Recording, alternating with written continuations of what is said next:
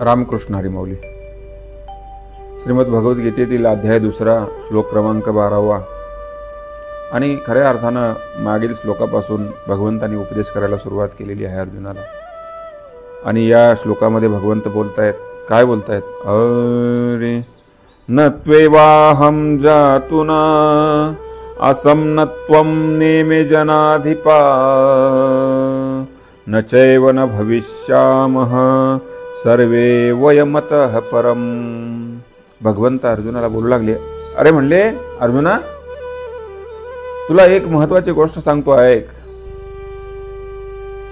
खरोखर जर बघायला गेलं, मी असेल, तू असेल, हे कुरुक्षेत्रावर जेवढे काही राजे महाराजे तुला दिसत आहेत ना, हे काही यापूर्वी नव्हते का? किंवा याच्यानंतर हे राहणार नाहीत का? असं तुला काही वाटतंय का? म्हणजे हे पूर्वी नव्हते आणि याच्यानंतर असणार नाहीत असं तुझ्या मनामध्ये विचार येतोय का? तर हा विचार तू सोडून दे.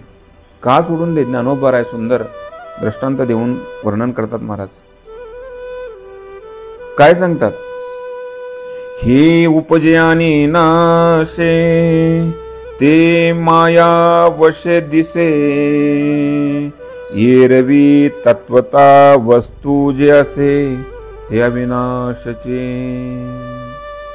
अविनाशी असणारा आत्मा प्रत्येकाच्या हृदयामध्ये, प्रत्येकाच्या शरीरामध्ये आहे. आणि हे शरीर नाशिवंत आहे. नाशिवंत देह जाणार सकळ, आयुष्य खातो काळ सावधान. किंवा नाशिवंत आटी प्रिया पुत्र धन. मग हे नाशिवंत असणार जे जाणार आहे त्याच्याबद्दल दुःख करावं? तू एवढा वेडा आहेस का? किंवा एवढा अज्ञानी आहेस का तू?